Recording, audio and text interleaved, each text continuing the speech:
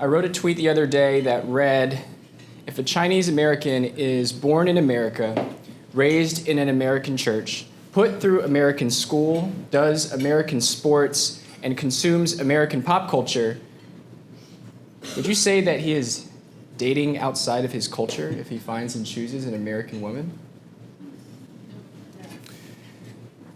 The tweet went viral, and it exposed one of the numerous fallacies and contradictions of the left, namely in this case that race is forever, and it is an immutable part of your identity that will never change. In stark contrast, the reality of American history and present and the future is a contradiction on the left's racial dichotomy. Because the themes about race in America change daily, generationally. See, we used to think that Asian Americans were a discriminated minority, primarily living in the ghettos in San Francisco and New York City and Flushing, Queens, working out of restaurant shops and sweeping floors. They were low status immigrants. And many of them may have once been poor and unwelcomed, but that is no longer the reality.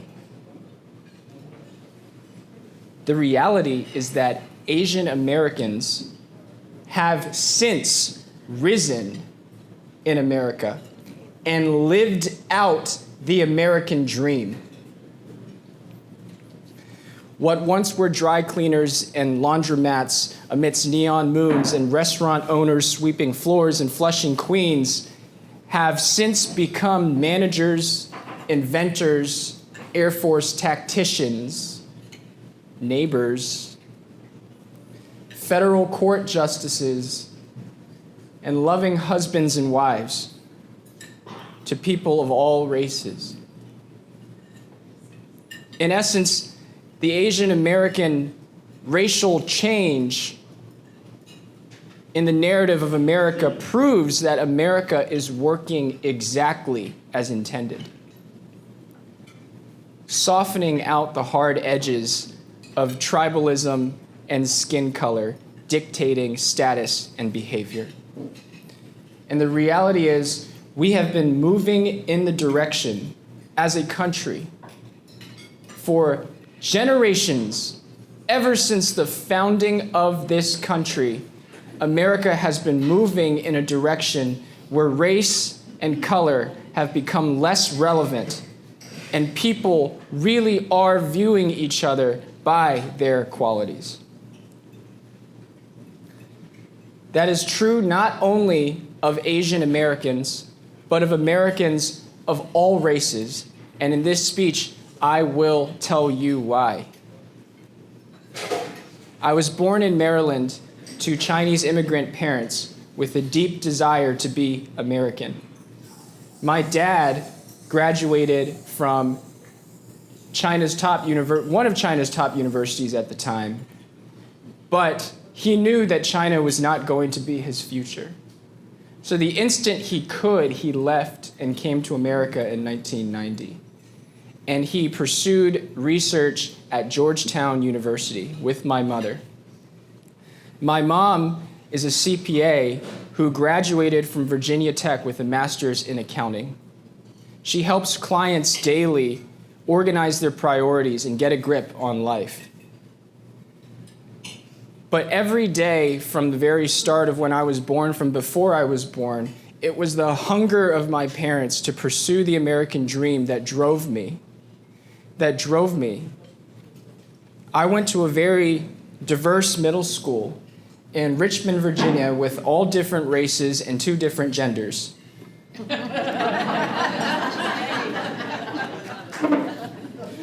My best friends were Indian, Chinese, and white.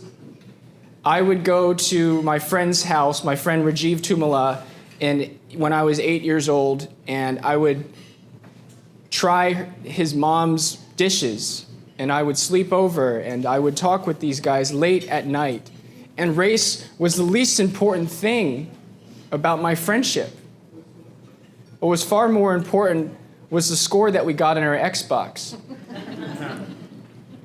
When I entered high school, I fell in love with a white girl who loved figure skating and the band Scorpion. I took her out to a movie and we watched The Avengers. We very quickly fell in love, real love. I remember she drew me a hand-drawn picture of a magnolia flower to her, because that's who I was to her. I was the quintessential Southern gentleman that she had read about in fiction. Wow. As par for the course, her daddy didn't like me. But I didn't care. I was free and I was in love. We called, we texted. We didn't have those smartphones, so every letter was like on a BlackBerry. You guys know what I'm talking about. We laughed and we explored every nook and cranny of Richmond, Virginia. She was a country girl from Powhatan County. It was idyllic. Then my parents moved to New Jersey for my dad's new job. He had to take a job because of the Great Recession. I tried to stay in contact, but it wouldn't last. So we broke up, and I called her to tell her the news. And she said, yeah, I wouldn't date someone from New Jersey either.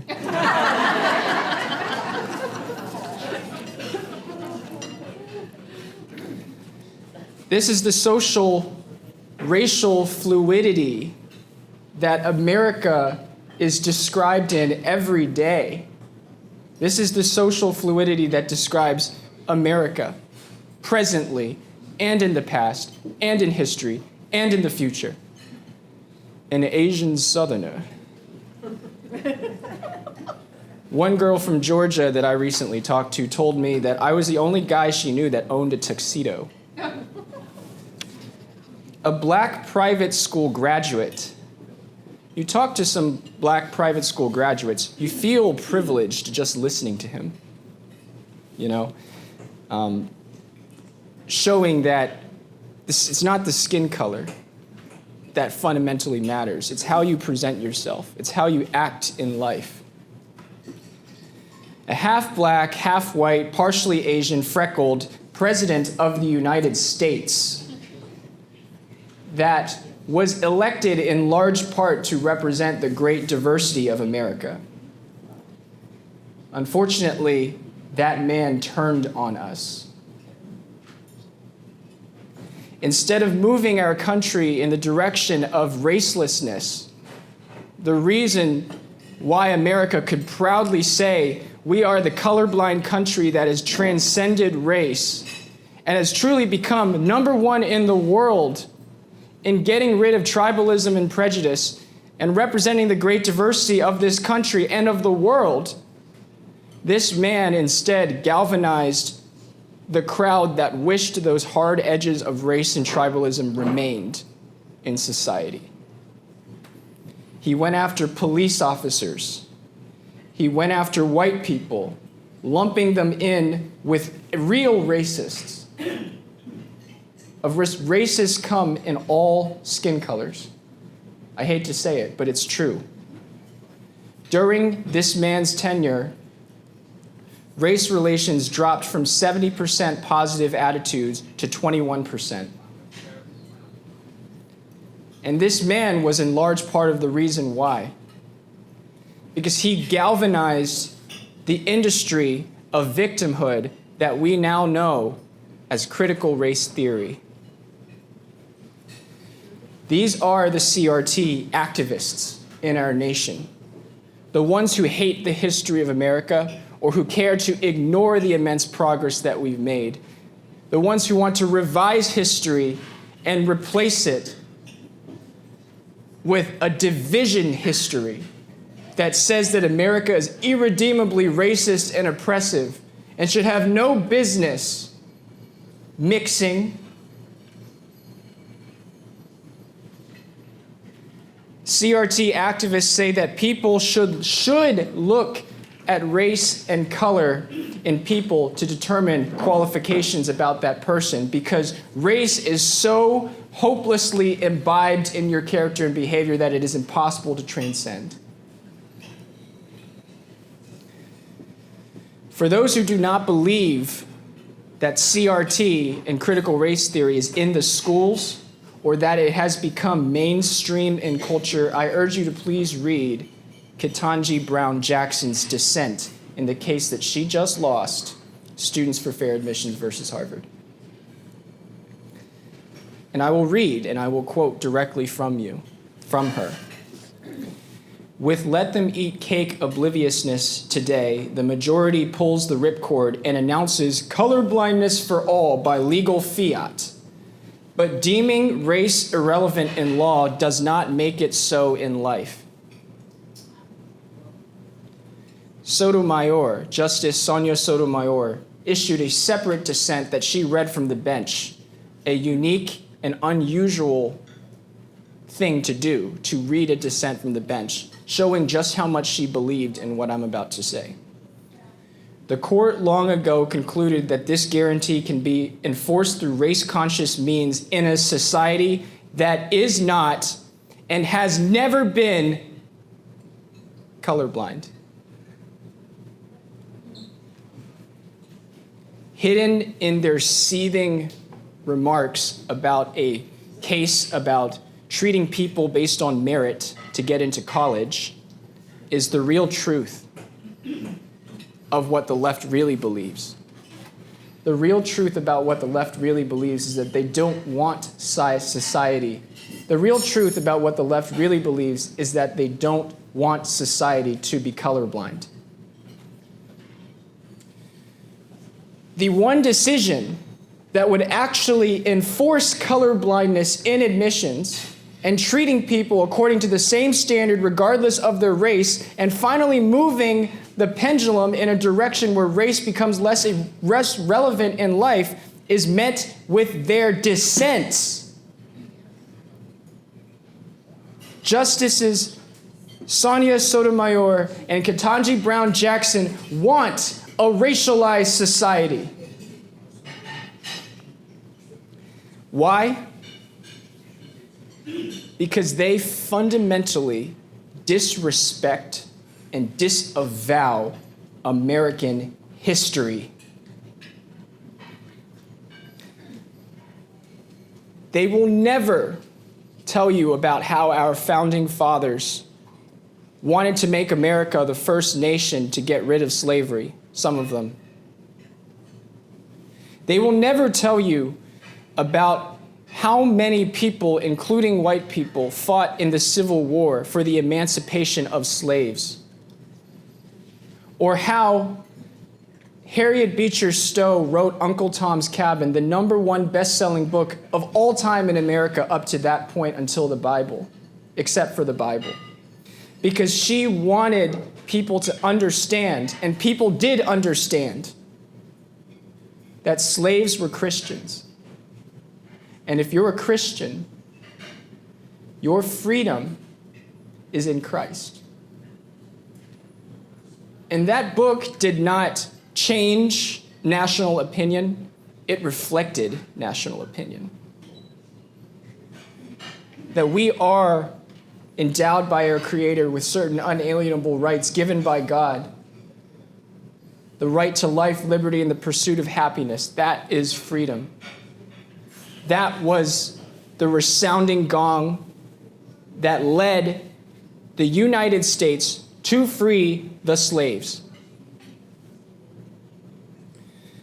Ketanji Brown Jackson and Justice Sonia Sotomayor would never talk about how even some of America's darkest decisions, like Korematsu versus the United States, which allowed the internment of Japanese Americans during World War II, have been renounced and have been apologized for and have been repaired.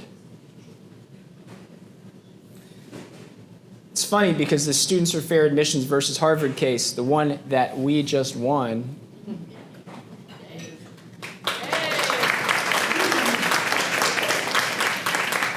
also included a renunciation of Korematsu versus the United States for the third time.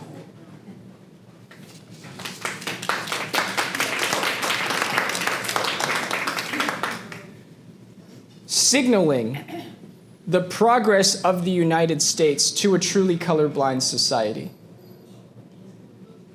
But the enemies of colorblindness have been regalvanized.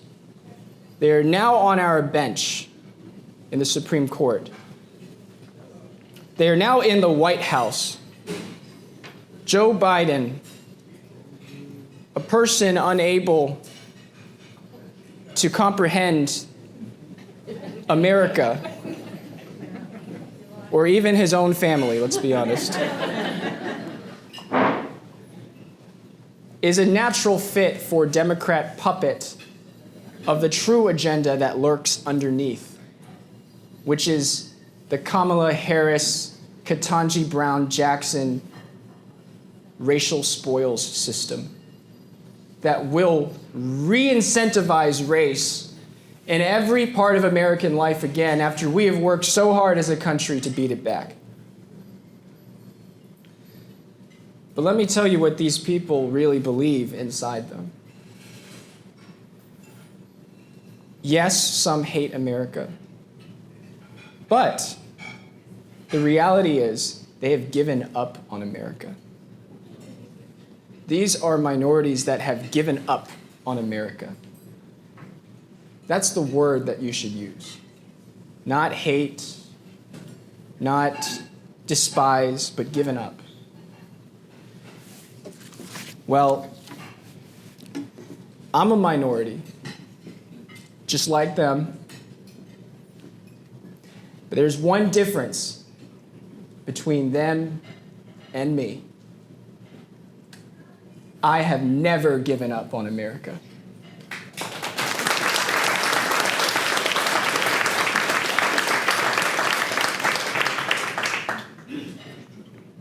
That's why I went out and I fought Harvard University's legalized discrimination against Asian Americans and whites, but really their entire system, which is an affront to equal rights and justice. That's why I went out and fought them.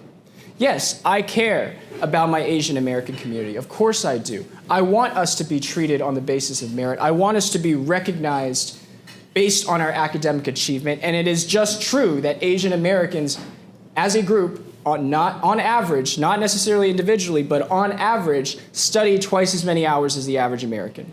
So why not reward them for that?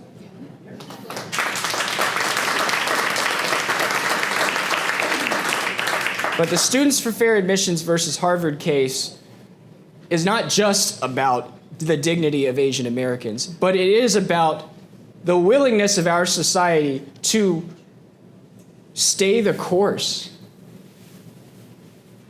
Stay the course towards a truly colorblind society. Why I look forward to the day that instead of contempt for Asian American excellence or contempt for excellence writ large, all Americans will unify behind the principles that lead to strong academic achievement, and we can export those principles to every community in America.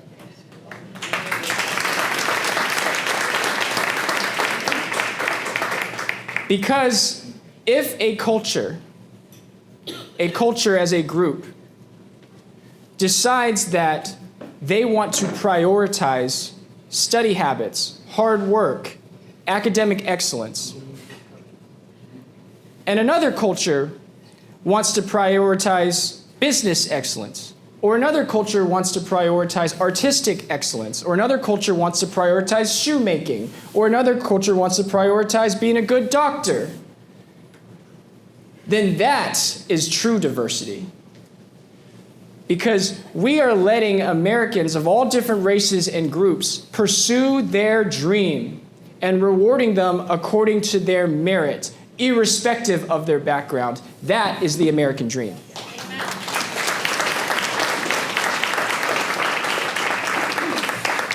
But the left does not want to create that sort of society. Instead, they want to create a society where they are at the top, arbitrating spoils and privileges based on their own personal prejudices.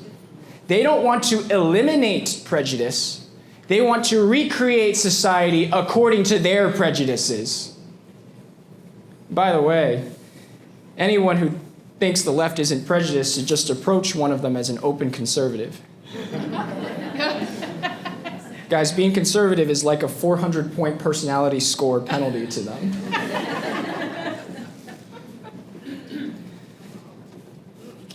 So,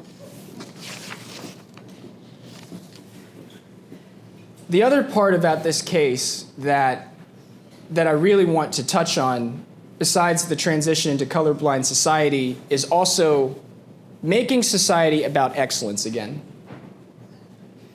Making society about excellence. And we've always been a very excellent country. We are number one in the world for a reason. But we are going in the wrong direction in our elite institutions. And this is what my organization, Color Us United, is fighting back on. Right in our backyard. The UNC School of Medicine, one of the nation's most prestigious universities of medicine, decided after George Floyd that they wanted to initiate a framework of medicine that would prioritize certain racial minorities becoming doctors over the most qualified doctor. And they justified this in the name of so-called diversity, equity, and inclusion, DEI. I'm sure you all have heard of it. And I would say that Americans don't care about what color of skin your doctor is. They just care if you're the most qualified doctor. They just care if you can, thank you. They just care if you can operate on your kidney, on your heart. So we launched a campaign, Color Us United did, to publicly pressure the dean of UNC Medical School, Wesley Burks, to fully renounce DEI in their medical school and pledge to treat doctors based on merit.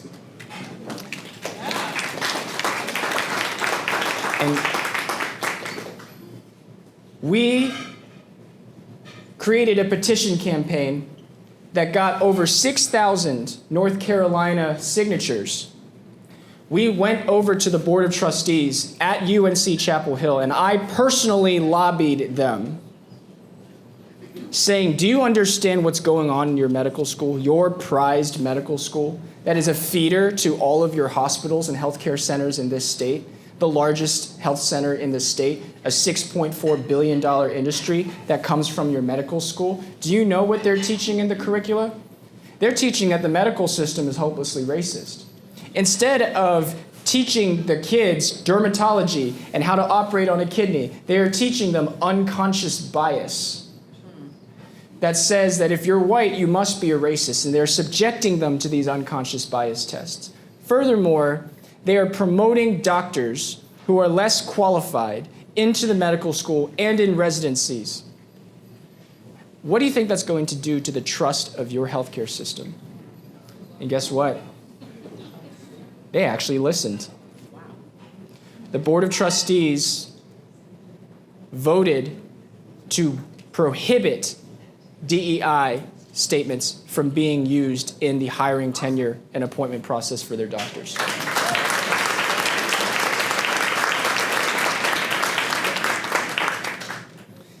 And in May of this year, the UNC Medical School formally renounced their DEI framework.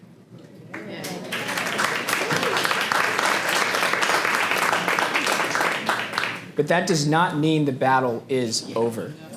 Because there is an old guard at UNC that they've been exposed. They are fleeing. They are retreating. But we cannot hold back.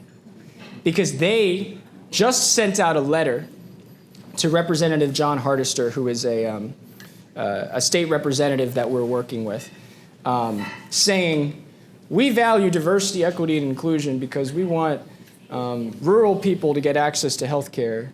And by the way, we don't think we're doing anything wrong. It's the old guard at UNC Medical School. And I'm about to send them back a very nicely, politely worded letter that says, you're wrong. And we are going to continue this fight as an organization, Colorists United, until we get the full abandonment of these policies that we want. Until the Board of Trustees and the state legislature and UNC system are all united behind the concept of merit and merit in healthcare. Because as an amazing cardiothoracic surgeon named Dr. Nietzsche Zama, who we brought over to speak to UNC medical students, taught me, and as he told me, if you had to choose between excellence and diversity, excellence trumps diversity every time. Every time. So we are winning. We are leading this charge. We are fighting for merit-based healthcare. We are fighting for a colorblind society. But let me end with this charge to the North Carolina Republicans, the party that fought slavery, the party that has always stood for the equal treatment of individuals as individuals. We have a unique responsibility to the next generation that represents a massive opportunity. Do you know what that responsibility is? It's our education system. It's our education system.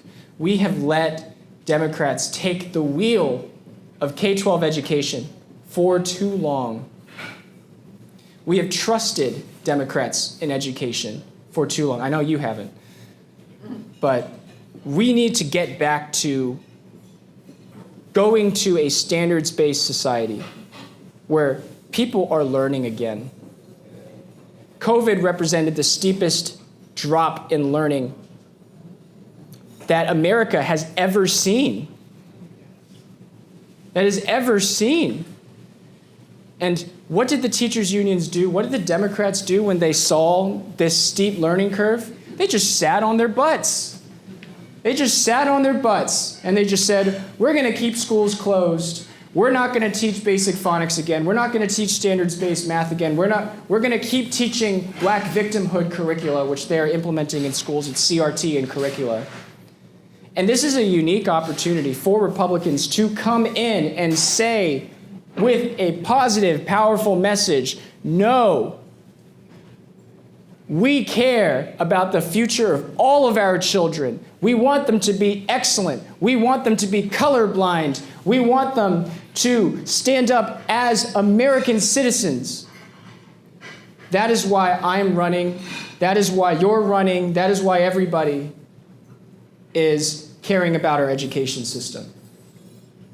So my new book, School of Woke, talks all about the fight to reclaim K-12 education.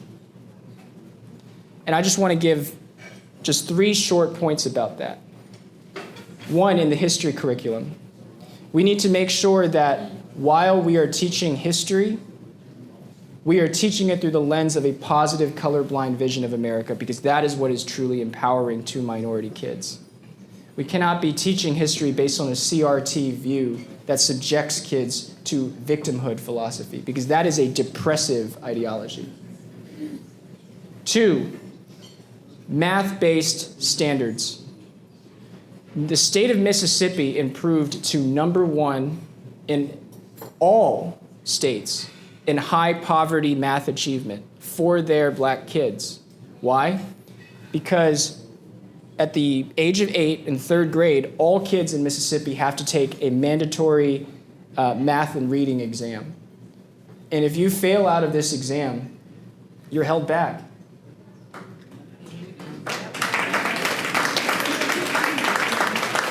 So you might think, well, Kenny, that's kind of harsh. You know, do we really want to hold back these kids? But really, the reality of what happened in Mississippi is that the teachers and the principals rallied to the cause. And they worked together to get people to that standard. For the kids that were struggling, of which there are many kids that struggle, they, instead of giving up on them, which is what the left loves to do, they brought in after-school tutors to teach them after hours, and they paid them. Because guess what? We're a very well-funded, well-paid education system in America. Certainly, if any country could do it, it's us. And we got high-poverty kids up to that standard. So standards in instruction, mandatory standards in instruction. Number 3, kicking out the economy of victimhood. The DEI administrators.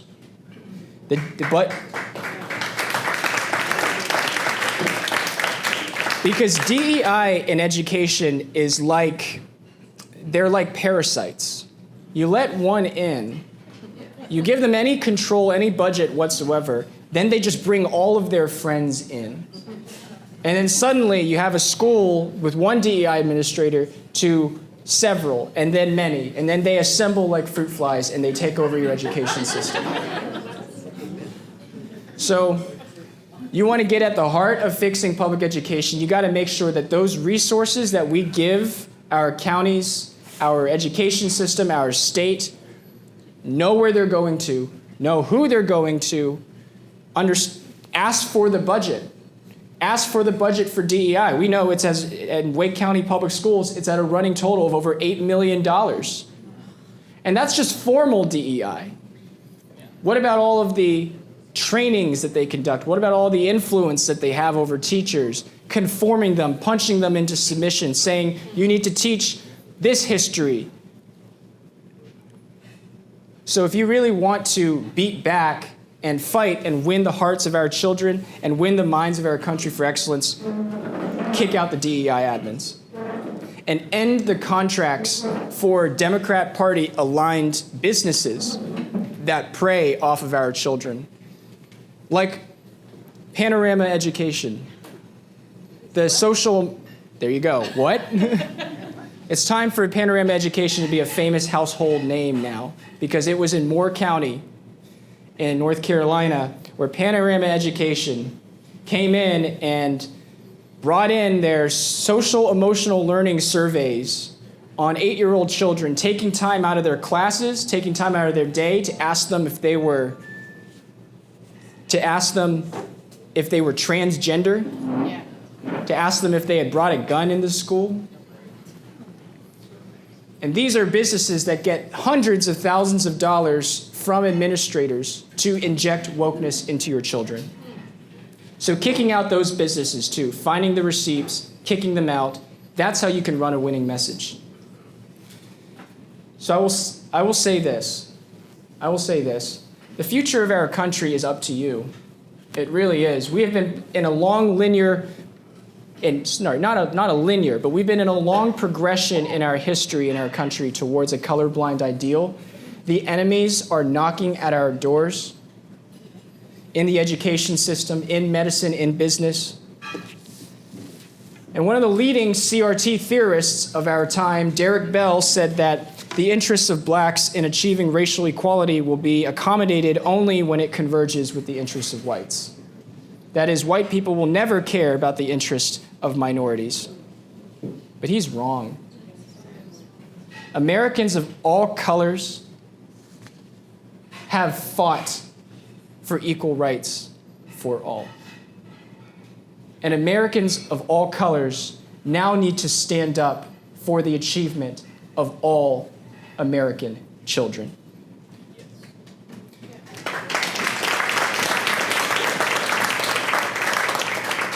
Rising up against the tide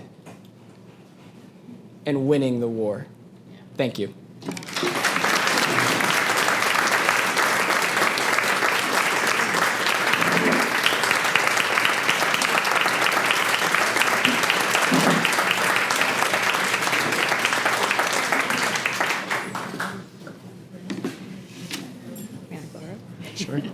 Thank Thank you so much, Kenny.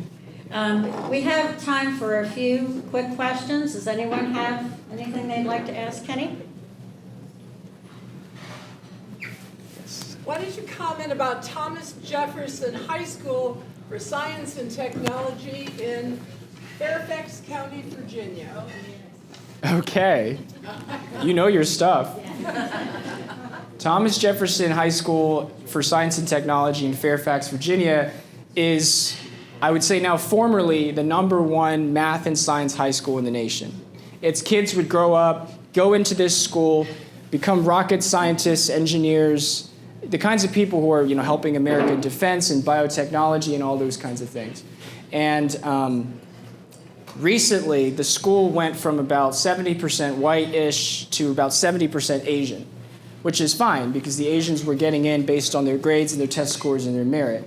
But the Fairfax County School Board, which is primarily made up of woke progressives, decided that there were too many Asians at this school, Fairfax County's Thomas Jefferson High School, and they sought to redo their admissions process from the admissions process that produced the #1 merit-based graduates of the school to a quote-unquote holistic admissions process that would factor in a student's race.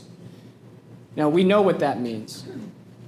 The percentage of Asians went down by almost 33% at that school. And more importantly, the standards were lowered for certain applicants, for black applicants. Let's be honest here. The standards were lowered for black applicants, and as a result, the teachers at Thomas Jefferson High School, which I cover in my book, An Inconvenient Minority, were unable to teach at the level that they felt most of the students wanted to teach because there was a subset of these students that really just couldn't learn up to the curve.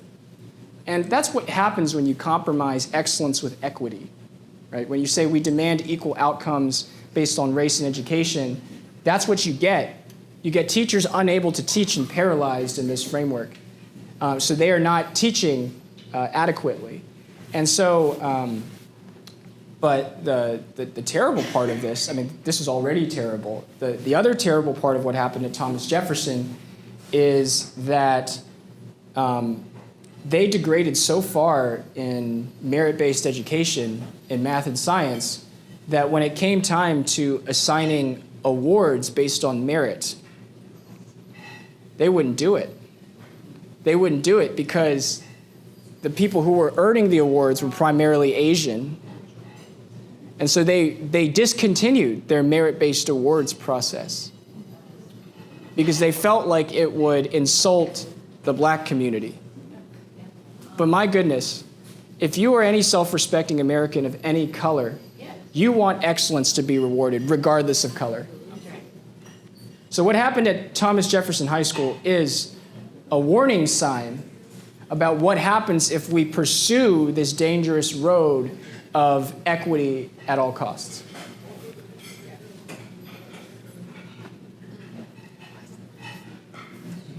How do we change the mindset? I know it's difficult, but the kids today are not vested in America. They don't want to work. They don't want to, they're minimalist. And every child has to get a trophy, whether you're good or not. How do we make someone listen to us or, change the mindset of this younger generation? Sure. So how do we change the minds of an entire generation? And no, it's you know what? One step at a time. Don't ever bite off more than you can chew. Start with your own kids, start with your friends' kids. But here's what I would say. Children respond to incentives, just like you guys know. They respond to incentives done rightly. And if you make sure never to lower your standards, other children will be inspired by that. And if schools make sure not to lower their standards, children will be inspired by that.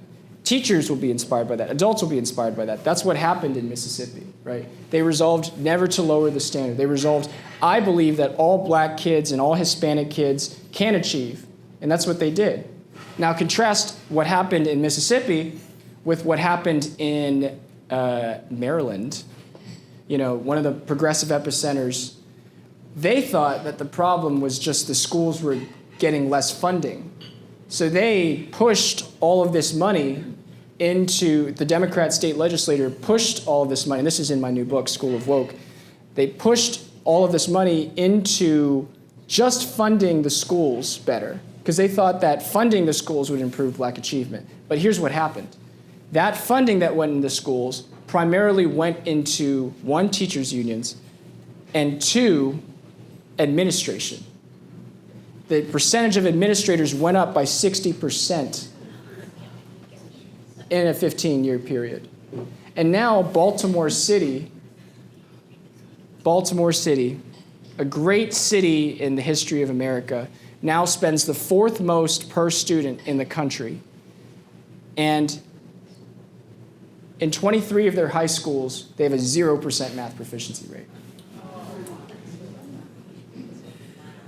So it's not about the money, it's not about the funding, it's about raising the bar, raising the standards, ending the victimhood curricula, ending the DEI administrators, and pursuing excellence at all costs. Thank you. All right. Keep talking. It's all around the world. We have a question from a teacher right over here. Hey there.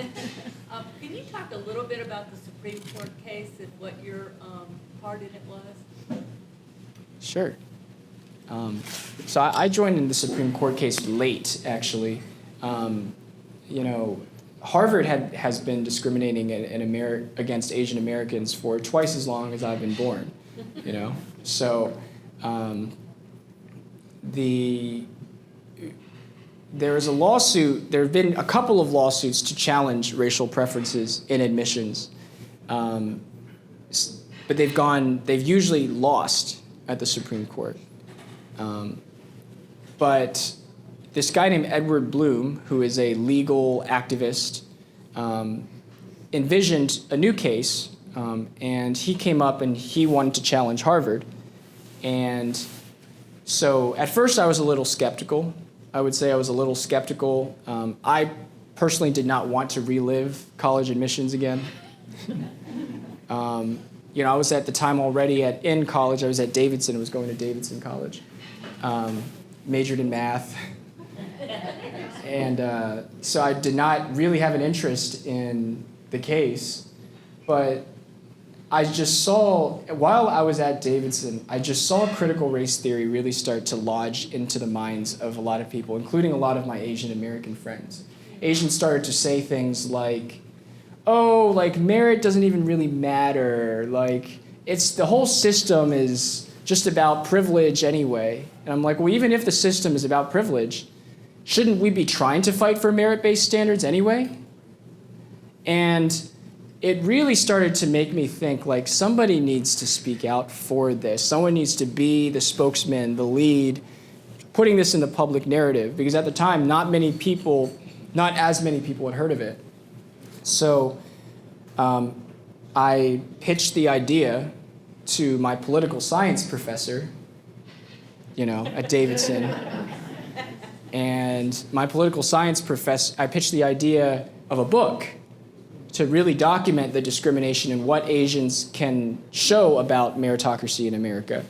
And my political science professor said, well, good luck getting sympathy for rejected college Asians. Wow. Yeah, not exactly a resounding endorsement. But for me, it was just a matter of praying and understanding that me finally saying, screw that, screw what she said. I'm gonna do it. And I did it, and I publicized An Inconvenient Minority, and I went on all of the TV shows talking about it. And now this book has really, An Inconvenient Minority, really helped galvanize a lot of activism regarding this case, regarding meritocracy in America, and it was cited in the eventual Supreme Court decision to prevent racial preferences in Harvard.